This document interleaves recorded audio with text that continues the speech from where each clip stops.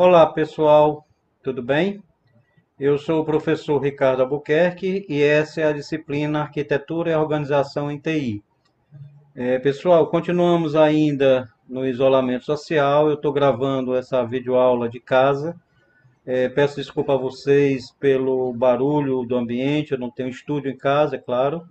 Tá? E também eu queria agradecer a vocês por ter escolhido a Uniateneu como parceira da graduação de vocês, ok? Eu tenho uma apresentação em PowerPoint que eu vou passar para vocês e tem muito assunto interessante para ser conversado durante essa nossa aula. Lembrando a todos que em seguida eu estarei online com vocês lá na plataforma VA para esclarecer qualquer dúvida que tenha surgido com relação à nossa aula, tá bem? Um abraço para todos e aproveitem bastante. Arquitetura e organização de TI. Primeiramente, eu vou mostrar para vocês os tópicos que nós vamos conversar durante a nossa aula. Então, tá aí. Vamos conhecer um pouco sobre a arquitetura de computadores, a organização de computadores, né? A junção das duas coisas, arquitetura e organização de computadores, o que cada uma trata. Vamos falar um pouco sobre o termo abstração, né, dentro da área de TI. Conhecer um pouco mais sobre o computador, seu histórico e as funções do computador, o modelo de von Neumann, né? E em seguida a gente vê partes do computador, né? Cada um, processador, memória, barramentos, dispositivos de entrada e saída, disco rígido, placa-mãe. E para finalizar a nossa aula de hoje, a gente vai conversar um pouco sobre arquitetura RISC e arquitetura CISC. Arquitetura de computadores. O termo arquitetura significa a arte de projetar e construir edifício, com textura, forma ou estrutura. Na computação, o termo foi adaptado para denominar a técnica e talvez também a arte de projetar e construir computadores. A arquitetura de computadores, como área de estudo, aborda conceitos, componentes e interconexões da organização interna de um computador, visão crítica quanto à sua estrutura e desempenho, arquiteturas dos processadores, memórias e dispositivos de entrada e saída, e aborda também o entendimento do funcionamento da arquitetura quanto à execução de programas. A arquitetura de computadores refere-se a atributos de um sistema visíveis ao programador, ou que possuem um impacto direto sobre a execução lógica de um programa. Exemplos de arquiteturas, né, o conjunto de instruções, número de bits usados para representar diversos tipos de dados, como por exemplo números e caracteres, e mecanismos de entrada e saída e técnicas para endereçamento de memória. A organização de computadores refere-se às unidades operacionais e suas interconexões, que realizam as especificações arquiteturais. Exemplos de atributos organizacionais são os detalhes de hardware ocultos ao programador, como sinais de controle, interface entre o computador e periféricos e a tecnologia da memória utilizada. Juntando as duas coisas, arquitetura e organização de computadores, né? Tanto arquitetura e organização refere-se a elementos da concepção e construção dos computadores. Porém, a arquitetura está mais visível ao usuário ou programador. Já a organização está mais relacionada a detalhes de hardware, menos comuns aos usuários ou programadores. Muitos fabricantes de computadores oferecem uma família de modelos de computador, todos com a mesma arquitetura, mas com diferenças na organização. Os diferentes modelos na família têm características de preço e desempenho. Falando um pouco sobre abstração, né, é um termo que a gente já conhece, mas na área de TI ele tem uma conotação mais específica. A abstração é uma operação mental que, ao estudar um objeto, nos permite concentrarmos em detalhes mais gerais, importantes e ocultar detalhes mais específicos. Do latim abstratione, que significa separação. Em outras palavras, abstrair é simplificar. Isso no entendimento da nossa área de informática. Então aí eu tenho um exemplo, né, da complexidade de um computador e de um processador, onde vocês podem ver o nível menos complexo, né, computador, nível 3 dispositivos de entrada e saída, nível 2 o processador, a memória, etc., a complexidade, né, nível 1 placa-mãe, chipset, barramentos, chegando até molécula ou átomo. E do lado direito, uma análise da complexidade de um processador. Tá? Então, até para servir de exemplo, quando você for comprar um computador ou for dimensionar um computador para a sua organização, é um tanto interessante que você possa analisar quesitos como esses que estão aí, né? Velocidade do dispositivo de entrada e saída, a forma de comunicação, né? Qual é o processador, qual é a velocidade dele, qual é a frequência que ele opera. Tudo isso poderá influir em resultados de performance na máquina que você está dimensionando. O computador, quanto ao seu histórico e funções. Em seguida, eu passo um vídeo para vocês contando um pouco da história e depois a gente conversa mais sobre as funções.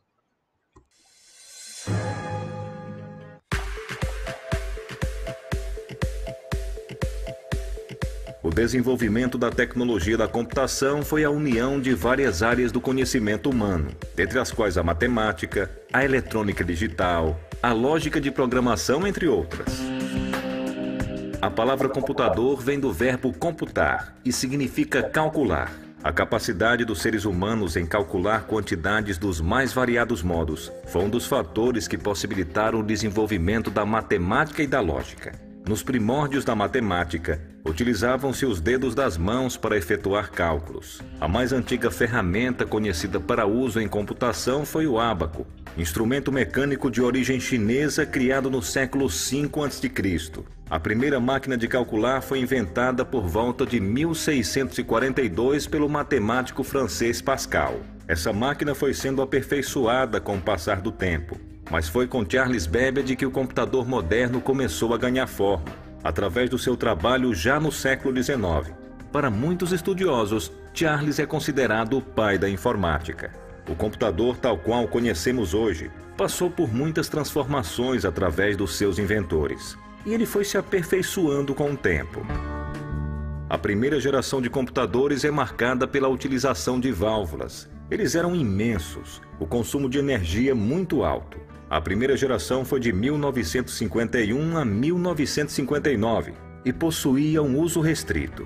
De 1959 a 1965, o computador já começava a se espalhar para uso comercial. Apesar do seu tamanho, na segunda geração os computadores já eram transistorizados. O funcionamento por circuitos integrados só foi possível na terceira geração, de 1965 a 1975. Os transistores deram lugar aos circuitos integrados. O computador ficou menor e com mais capacidade de processamento. Os chips foram criados e, finalmente, um computador para uso pessoal.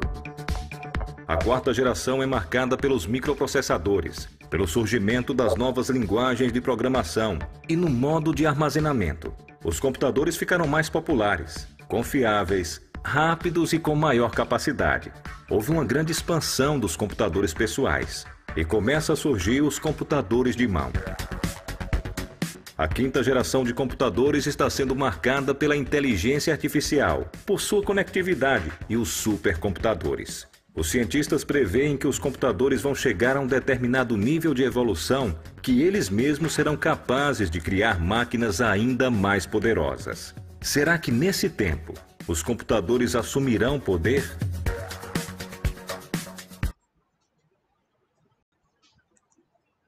Deu para perceber, pessoal, que esse vídeo, né, mostra o quanto o computador tem evoluído ao longo dos tempos e o que o futuro nos espera, né? A inteligência artificial tem sido cada vez mais utilizada, né? Nós temos inclusive exemplos durante essa pandemia, né, de soluções utilizando a inteligência artificial para ajudar a alavancar os negócios nesse momento, tá? Continuando a nossa aula, o que é um computador? É um dispositivo capaz de executar e calcular e executar cálculos e tomar decisões lógicas em velocidade milhões e até bilhões de vezes mais rápidas do que qualquer ser humano. A finalidade do computador é receber, manipular e armazenar dados, realizar a tarefa de processamento de dados. Aí está uma imagem, né, uma figura interpretando exatamente o trabalho do computador. As entradas, né, que são os dados iniciais, aí em seguida um processamento, que é a manipulação dos dados e até podendo haver o armazenamento, e, consequentemente, a saída, que é o resultado da manipulação de dados. Quais as funções de um computador? Primeiramente, o processamento de dados, né? Um computador deve ser capaz de processar dados, senão não haveria motivo de você usar um computador para fazer processamento, né? Em seguida, nós temos o armazenamento de dados. É necessário que um computador seja capaz de armazenar dados. Em seguida, movimentação e transferência de dados, né? Um computador deve ser capaz de conseguir transferir dados. E o controle, deve existir um controle das três funções básicas: processamento, armazenamento e movimentação de dados. Nessa figura a gente vê exatamente esse mecanismo de controle ao centro, fazendo o gerenciamento das três principais funções do computador: a transferência, o armazenamento e o processamento de dados. No modelo de von Neumann, o computador consiste de uma memória principal para armazenar dados e instruções, de uma unidade lógica e aritmética para realizar as operações com dados, de uma unidade de controle que serve para interpretar e executar as instruções armazenadas na memória, e de dispositivos de entrada e saída que têm a função de transferir dados entre o computador e o meio externo. Aí uma imagem mostrando o modelo de von Neumann, né? Ao centro eu tenho aí a CPU, a unidade, né, composta pela unidade lógica e pela unidade de controle, e controlando a memória principal e os equipamentos de entrada e saída. Agora nós vamos conversar um pouco sobre os diversos componentes do computador: processador, memórias, barramentos, dispositivos de entrada e saída, disco rígido e placa-mãe. Essa imagem mostra o fluxo, né, e uma visão geral do funcionamento de um computador, né, da arquitetura geral do computador. Então, do lado esquerdo, eu tenho aqui as diversas formas de entrada, né, e eu preciso fazer uma entrada de dados, então essas entradas vão enviar dados para serem processados.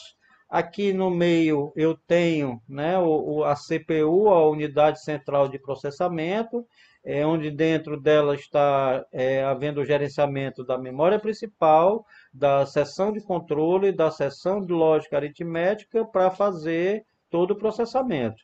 Em seguida, eu posso fazer a saída, simplesmente saída das informações processadas, mas também posso fazer, através de periféricos de saída, a questão do armazenamento. Os principais componentes que permitem a viabilização das funcionalidades de um computador são a CPU, central de processamento, que tem a responsabilidade de controlar as operações do computador e realizar as funções de processamento.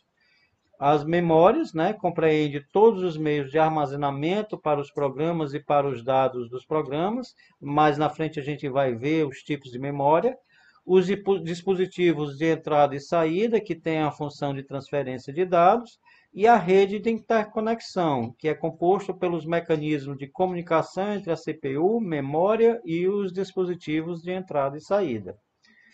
Nessa figura, nós vemos exatamente a rede de conexão, que é, na realidade, o barramento. O barramento é o circuito responsável pela interligação de todos esses outros componentes: CPU, memória principal, o próprio HD, o armazenamento secundário, os dispositivos de entrada e saída, dentre outros. A CPU pode ser considerada como sendo o cérebro do computador. Ela é responsável pela execução de todas as tarefas e pelo processamento de dados. Todas as operações aritméticas e lógicas de um programa são executadas na CPU. Uma CPU pode ser composta por um ou vários processadores multicores. Os processadores possuem vários componentes internos. Aí nós listamos eles. A unidade de controle, né, que serve para controlar cada operação da CPU, é ela que é responsável por decodificar as instruções presentes no programa em execução, emitindo sinais de controle para as demais partes do computador. A unidade lógica e aritmética, mais conhecida como ULA, é responsável por executar as operações aritméticas e lógicas do programa. Já os registradores são espaços de armazenamento interno para a CPU, são memórias de acesso ultra rápido. Elas guardam informações que são processadas para poderem ser mais rapidamente acessadas pela CPU. E, finalmente, a rede de interconexão da CPU, que possibilita a comunicação entre a unidade de controle, a ULA, e os registradores. Nessa figura, nós temos aí a representação do processador, né, com seus devidos componentes. Unidade de controle, unidade lógica e aritmética, os registradores, e essas setinhas indicando os barramentos. Em seguida, galera, a gente vê um vídeo resumindo toda essa teoria que a gente conversou sobre processamento, sobre processadores, desculpe. Hoje nós vamos falar sobre a estrutura e funcionamento da CPU. A CPU é, com toda a certeza, a parte mais importante do computador. É ela que é o cérebro do computador, ou seja, é quem pensa e comanda a execução de todas as atividades desempenhadas pelo computador. Contudo, imagine tamanha responsabilidade. Como seria se não existisse uma organização precisa para esse cenário? Muito provavelmente, não teríamos o desempenho que temos hoje em nossos computadores. Mas o que compõe o computador? O processador é uma das partes do computador que mais evoluiu, e por esse motivo, chegou a um período onde percebeu-se que por mais moderno e eficiente que o processador estivesse, ainda assim não atingiu o ganho de performance que era desejado. Desta forma, depois de muita pesquisa, identificou-se que o problema era no acesso à memória. Desta forma, adicionou-se nos processadores um pequeno espaço de memória, onde são armazenados os dados que são acessados com maior frequência, evitando que o computador precise acessar essa memória a todo momento. A memória que foi acoplada a esse processador é chamada de memória cache e é uma memória volátil. Além do uso de memória cache, outros fatores influenciam no desempenho do computador. Um deles é a frequência de operação. A frequência de operação interfere de forma direta no desempenho. Ela marca quantos milhões de ciclos o processador pode executar por minuto.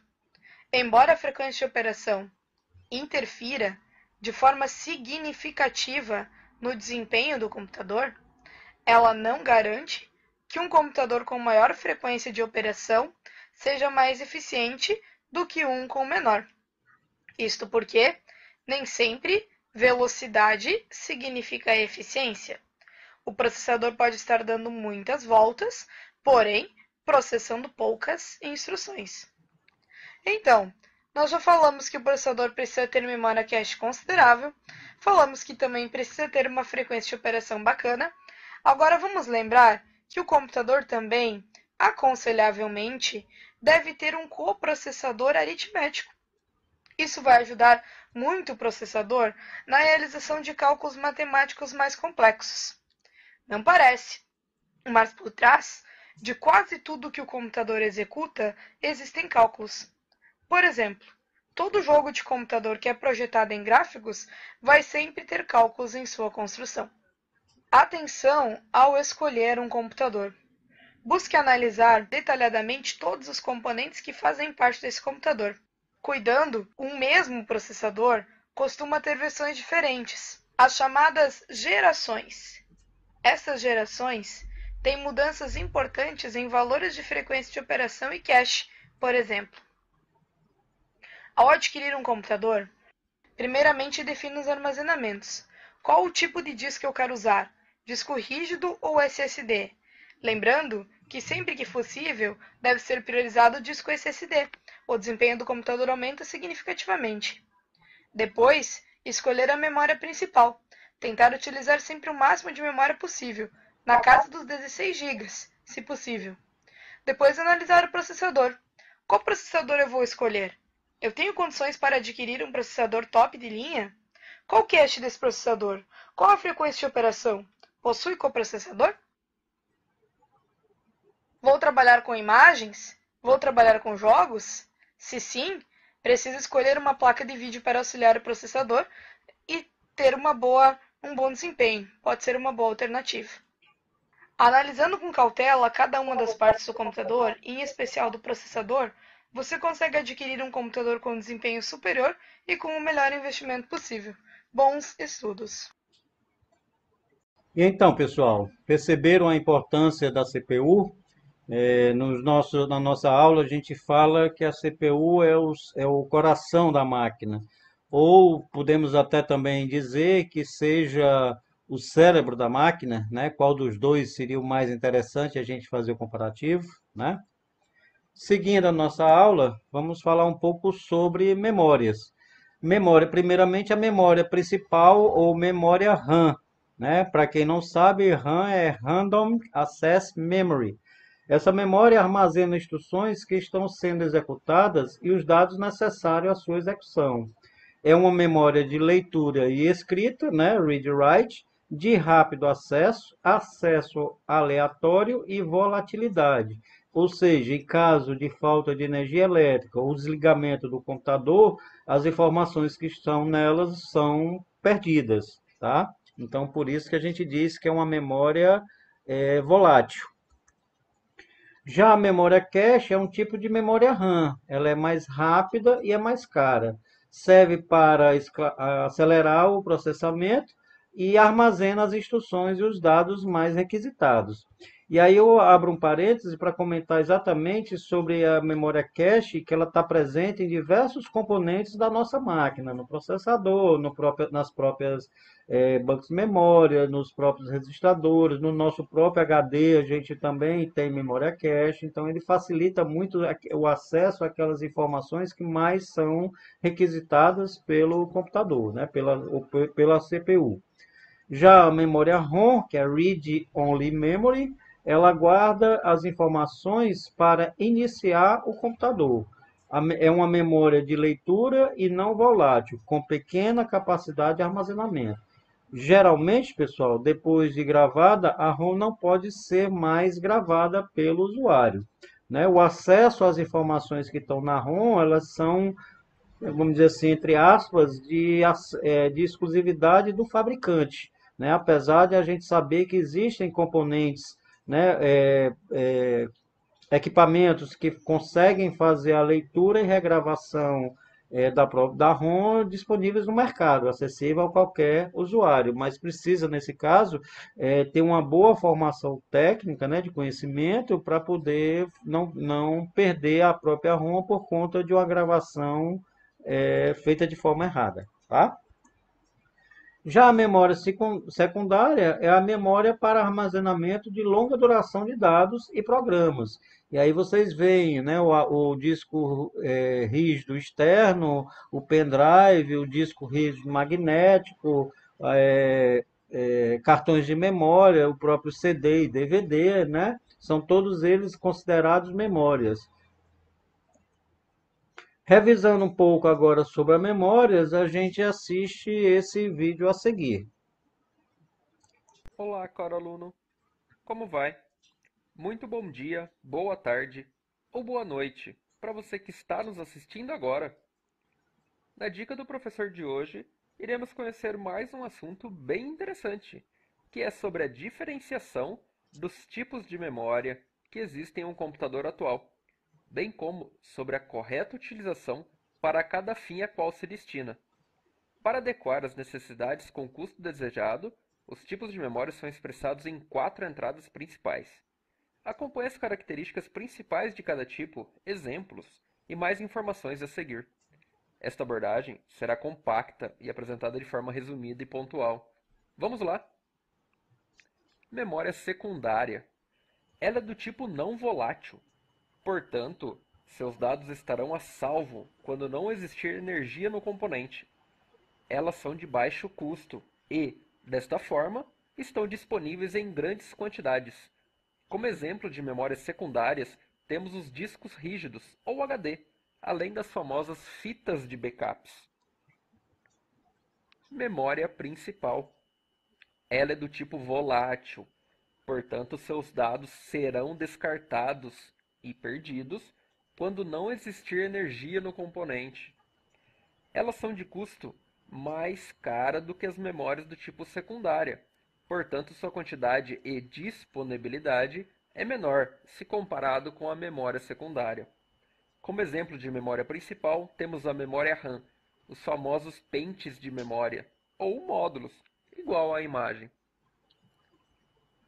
Cache também é do tipo volátil, portanto, seus dados não estarão a salvo quando faltar energia ao componente. Eles são de custo elevado, portanto está presente em baixa quantidade nos computadores atuais. Seu objetivo é de armazenar informações que o processador está constantemente acessando, facilitando e otimizando a busca por estas informações. Registradores. Terceiro exemplo do tipo volátil, portanto dados perdidos ao não existir energia no componente. Registradores são muito rápidos e estão junto ao processador, portanto seu custo é elevadíssimo e a quantidade disponível é muito baixa. Concluindo, temos a pirâmide nesse slide que representa as memórias e a quantidade encontrada nos computadores. Quanto mais na base, maior quantidade. A seta amarela representa a velocidade e indica que quanto mais ao topo da pirâmide, maior a velocidade que a memória possui e, consequentemente, maior o custo dela. Essa foi a dica do professor de hoje. Muito obrigado pela sua atenção e bons estudos! Em seguida, pessoal, a gente conversa sobre barramento. Barramentos são os caminhos que permitem o transporte de dados entre os vários elementos. CPU, memória, placas de expansão, sistema de entrada e saída, etc. Na imagem ao lado, vocês veem exatamente esses caminhos amarelos, né, onde está mostrando alguns dos barramentos que nós temos dentro do computador. Dispositivos de entrada e saída, né? Primeiramente sobre dispositivos de entrada, são dispositivos que fornecem dados para a execução de um programa, permite a interação usuário-máquina. Já os dispositivos de saída são dispositivos que exibem dados e informações processadas pelo sistema computacional. Na imagem ao lado, vocês veem aí do lado esquerdo os diversos exemplos, né, de dispositivos de entrada. Aqui do lado direito já os dispositivos de saída, e aqui você vê alguns dispositivos, né, que nós podemos classificar como híbridos, que em determinado momento eles poderão funcionar como dispositivo de entrada ou como dispositivo de saída. Já o disco rígido, né, ou mais conhecido como HD ou HDD, né, do inglês Hard Disk Drive, é a parte do computador onde são armazenadas as informações, ou seja, é a memória permanente do computador. É caracterizado como memória física não volátil, que é aquela na qual as informações não são perdidas quando o computador é desligado. É o dispositivo de armazenamento de alta capacidade. É essencial para o funcionamento do computador. É no disco rígido que se encontram os programas necessários para o seu funcionamento, sistema operacional e aplicações diversas. Já os computadores mais modernos já estão utilizando uma outra forma de armazenamento do sistema operacional e aplicativo, que são os SSDs. Eles também são considerados disco rígido, mas a diferença é que eles não possuem essa parte mecânica de funcionamento, o que facilita, né, a questão, aliás, facilita não, melhora bastante a questão da velocidade de acesso a essas informações. Os discos rígidos foram criados originalmente para serem usados em computadores em geral, mas as aplicações para esse tipo de disco foram expandidas e agora são usadas em câmeras, iPods, MP3, tablets, dentre outros equipamentos. A placa-mãe, né, é a peça principal do computador, é através dela que todos os outros componentes são interligados. Os primeiros computadores não possuíam uma placa-mãe. Toda a parte física ficava organizada dentro de salas enormes. Os componentes do computador eram dispostos em blocos separados. Além do mais, a utilização do computador neste período voltava-se para o uso militar. Esses computadores eram exclusividades de apenas alguns países.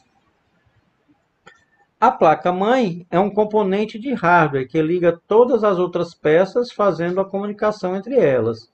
A primeira placa-mãe surgiu inicialmente em um computador da empresa IBM, em 1982.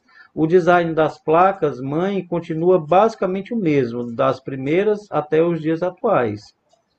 A placa da IBM, assim como as sucessoras, tem portas e slots para vários tipos de hardware, que são ligados nela, para que a comunicação entre os componentes seja possível. HD, memória, processador, leitores óticos, fontes, placa de vídeo, tudo é conectado à placa-mãe. Por sua vez, a placa-mãe tem pode se apresentar de dois modos, né?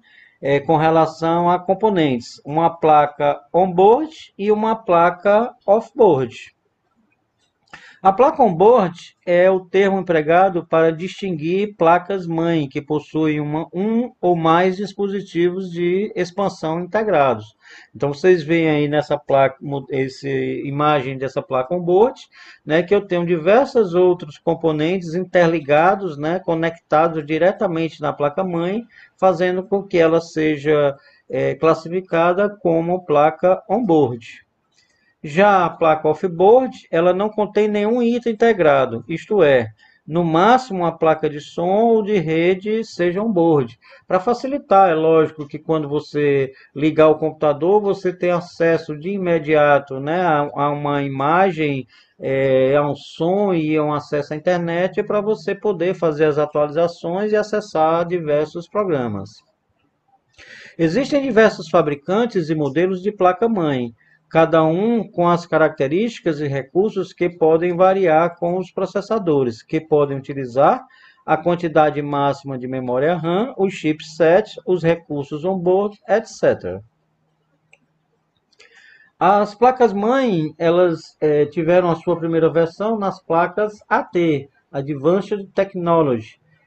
Espaço interno, as características dessa placa, espaço interno reduzido, facilitando a circulação de ar. O conector de alimentação da fonte AT é composto por dois plugs semelhantes. Se esses conectores forem invertidos e a fonte de alimentação for ligada, a placa-mãe irá queimar, né? Se queimará, está um pouco errado aí o termo.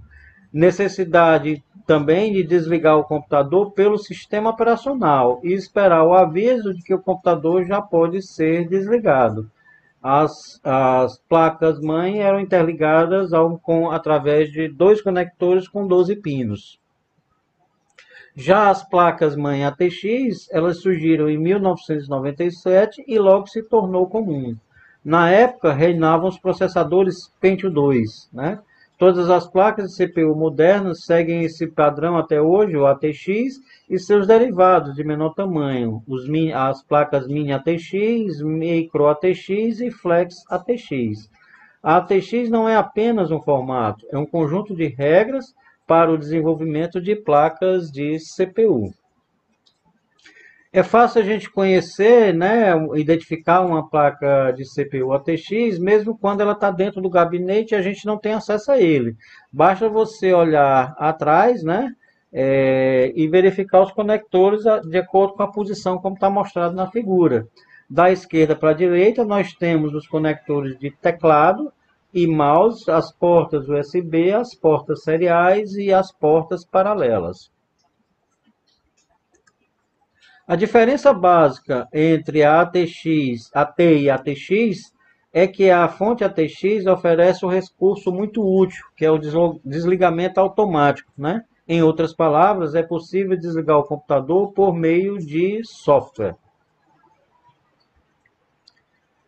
Nosso assunto final nessa primeira parte da nossa aula é sobre a arquitetura RISC e a arquitetura CISC. Vamos entender melhor o que é essas arquiteturas e qual a importância dela no momento que a gente está dimensionando um equipamento para atender a necessidade de uma organização. A arquitetura RISC, o termo é a abreviação de Reduced Instruction Set Computer, ou seja, computador de conjunto de instruções reduzidos. Um computador RISC parte do pressuposto de que um conjunto simples de instruções vai resultar numa unidade de controle simples, barata e rápida. Os processadores RISC geralmente adotam uma arquitetura mais simples e que acessam menos a memória, privilegiando o acesso aos registradores. As arquiteturas RISC visam unidades de controle mais simples, rápidas e baratas. Portanto, optam por instruções mais simples possível, com pouca variedade e com poucos endereços. A pouca variedade dos tipos de instruções e dos modos de endereçamento, além de demandar uma unidade de controle mais simples, também traz outro benefício, que é a previsibilidade.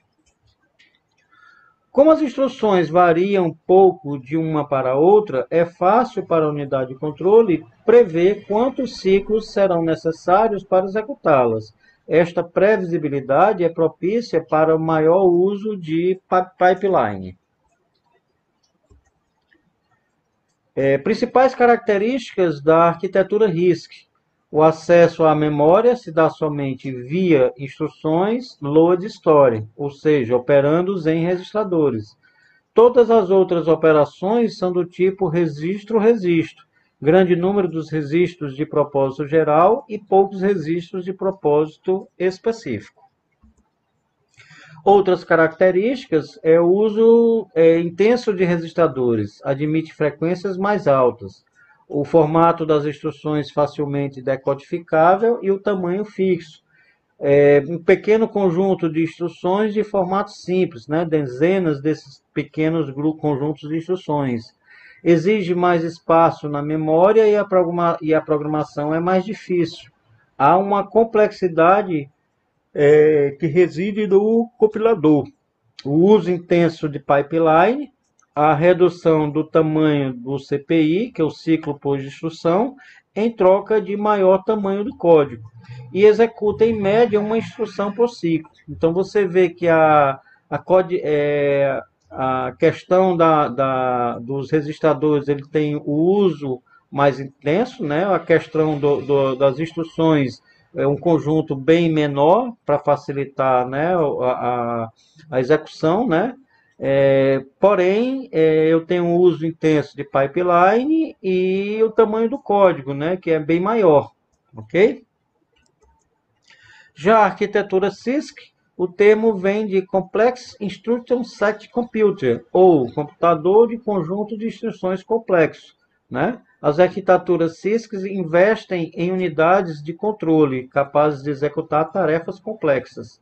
Os processadores CISC trabalham com um maior volume de instruções e dados simultaneamente. Devido à elevada quantidade, esses dados não podem ser armazenados em registradores e são geralmente armazenados em memória. Dessa forma, os processadores CISC utilizam mais memória principal e memória cache, enquanto os processadores RISC utilizam mais os registradores. Principais características da arquitetura CISC. São mais lentos por executar instruções mais complexas, né? Os programas são mais curtos e mais simples, poucos registradores, obrigando a realizar mais referências à memória. Há uma simplificação de compiladores em troca do alto número de instruções complexas e de vários formatos. O hardware é mais caro e complexo se comparado ao RISC, impossibilidade de se alterar alguma instrução composta. Existe o nível de microprogramação, instruções guardadas no processador, facilitando a vida dos programadores, e também não utiliza ou faz uso moderado de pipeline. Essa arquitetura CISC a gente vê mais presente em servidores, né? Nossos computadores mais modernos também já estão utilizando a arquitetura CISC. Comparando a arquitetura CISC e RISC, nós temos aí, nessa operação, é necessário carregar os números a serem multiplicados, realizar a multiplicação e armazenar o resultado. Nós temos aí na figura uma simples operação matemática de multiplicação e armazenamento dos dados. Na parte de cima, que é a arquitetura RISC, observamos que são utilizadas várias instruções especificadas e simples para realizá-las. Na arquitetura CISC, é utilizada apenas uma instrução mais complexa e que realiza toda a operação. Então, aí na parte de cima, eu tenho a arquitetura CISC, com uma função, né, com uma instrução mais simples, porém ela é mais complexa, né, mas que realiza toda a operação. Já na arquitetura RISC, eu tenho um conjunto de instruções menores, né, porém eu preciso de mais instruções para executar a mesma operação. Vamos ver um vídeo falando mais um pouco sobre a arquitetura CISC e RISC.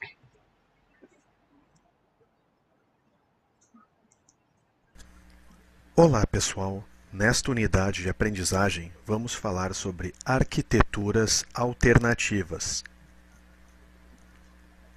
Desde os primórdios da informática, surgiram diversas arquiteturas de processadores. Algumas ganharam um destaque maior e outras nem tanto. Essas arquiteturas estão diretamente ligadas à performance, desempenho e custo do processador, que são fatores muito importantes hoje em dia. As arquiteturas CISC e RISC são dois paradigmas na arquitetura de computadores. São duas linhas a ser seguidas. CISC, computador com um conjunto de instruções complexas. São equipamentos mais potentes e robustos. RISC, computador com conjunto de instruções reduzidas. São processadores mais simples, que têm um menor custo de desenvolvimento. RISC. Alguns projetos da arquitetura RISC. Em Stanford, deu origem aos MIPS. Em Berkeley, deu origem ao SPARC. Na IBM, deu origem aos PowerPC. Então podemos citar, por exemplo, para quem gosta da área de games, PlayStation 3, Xbox 360 e Nintendo Wii. Utilizam processadores da arquitetura RISC. Ideias básicas: simplificar o conjunto de instruções. Instruções simples podem exigir hardware mais barato. Economia pode ser direcionada a outras partes do processador. Algumas características da arquitetura RISC: vários conjuntos de registradores, muitas vezes contendo mais de 256 registradores. Permite 3 operandos em registradores por instrução. Controle implementado em hardware, muito pipeline, pequeno número de instruções simples. São algumas características dos processadores RISC. Arquitetura CISC. Alguns projetos: o Intel 386, 486, Motorola linha M68000, arquitetura x86 e x86 64 bits. Mais atualmente, podemos falar em Core i5, Core i7. Ideias básicas: utilizar instruções complexas, permitir instruções em formato variado, trazer funcionalidades de alto nível para o hardware. Algumas características CISC: um conjunto de registradores, geralmente de 6 a 16 no total. Permite um ou dois operandos em registradores por instrução. Já podemos perceber que é um pouco menor que CISC. Instruções de vários ciclos, vários clocks. Pouco pipeline. Muitos modos de endereçamento. Algumas das características CISC. Em relevância, em ambas as arquiteturas, temos o pipeline. Mas o que vem a ser? É uma técnica de hardware que permite que o processador faça a busca de uma ou mais instruções além da próxima a ser executada. Estas instruções são colocadas em fila de memória, assim ficarão aguardando o momento para serem executadas.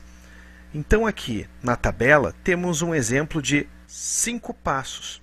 No primeiro passo ocorre a busca de instruções, aonde a instrução A é coletada. No segundo passo, quando ocorre a busca da instrução B, a instrução A está em execução. No momento 3, quando ocorre a busca da instrução C, a instrução B está em execução e a instrução A já está em referência de memória. No passo 4, quando ocorre a busca da instrução D, a execução da instrução C e a referência de memória está a instrução B. E no quinto passo, quando ocorre a leitura da instrução E, a execução da instrução D e a instrução C faz a referência de memória. Ou seja, conforme o tempo vai passando, mais a cada leitura de instrução, uma outra está em execução e uma já está em referência em memória. Então isto é o pipeline, essa agilidade ao manipular as instruções.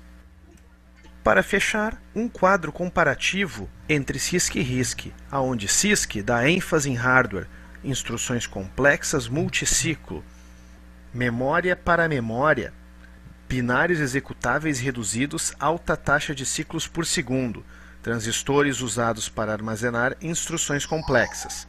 E em RISC, ênfase no software, instruções simples de um ciclo de pipeline, registrador para registrador, binários executáveis longos, baixa taxa de ciclos por segundo, transistores utilizados na implementação de registradores.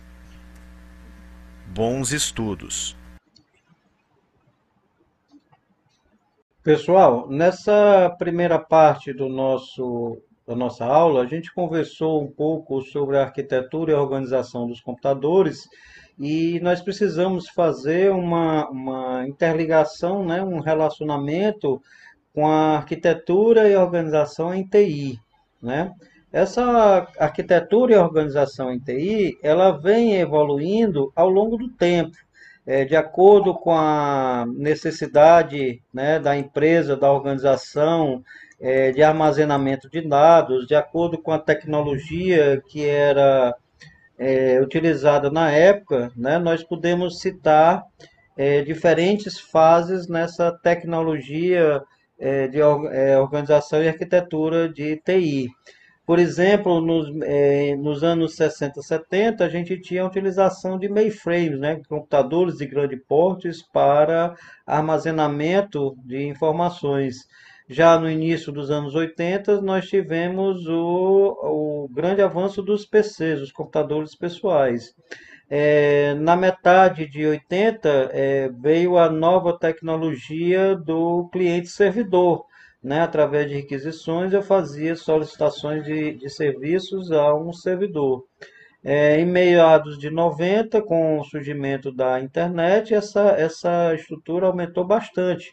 E aqui atualmente chegamos ao cloud, né, as nuvens, onde todas as informações estão armazenadas em um único local à distância, na nuvem, que é garantida pelo provedor da nuvem com a questão da escalabilidade, né, da disponibilidade do processo estar sempre disponível para utilização pelo cliente. Dos anos 70 até os dias atuais, vimos estilos de arquitetura e tecnologias suportando funcionalidades de negócio que evoluíram, né, evoluíram ao longo do tempo. De mainframes, né, modelo cliente-servidor, da web ao modelo orientado a serviços, né? Hoje vemos nascer uma nova abordagem da arquitetura que se torna cada vez mais interessante e emergente nas empresas, que é exatamente a computação em nuvem ou cloud computing, ok? Em uma pesquisa realizada pela Wharton School of Business, pessoal, que é uma escola, né, de negócios americana, algumas inovações tecnológicas nos últimos 30 anos mereceram destaque. A internet, broadband, web browser e HTML, em seguida computadores, PCs, né, e laptops, a própria telefonia móvel, né, e-mails, o teste de DNA e mapeamento, sequenciamento do genoma humano, né? Isso foi uma área que também teve grande evolução nos últimos 30 anos. Imagem por ressonância magnética, microprocessadores, fibra óticas, softwares de escritório, né? As planilhas, processadores de texto. E, por último, as cirurgias robóticas e não invasivas baseado a laser, que é a chamada laparoscopia. Essas áreas foram as que tiveram mais evolução no mercado durante os últimos 30 anos.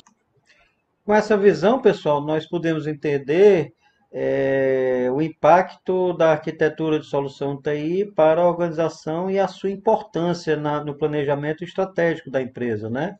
Deu para notar também que um arquiteto em soluções de TI não é feita da noite para o dia, são estudos, conhecimentos, né, vamos dizer, aprendizados ao longo dos anos de trabalho, mostrando que todo esse conhecimento, todo esse embasamento vai proporcionar ao arquiteto de TI uma melhor performance no trabalho, no desenvolvimento de um projeto, né, de arquitetura e organização dentro de uma empresa.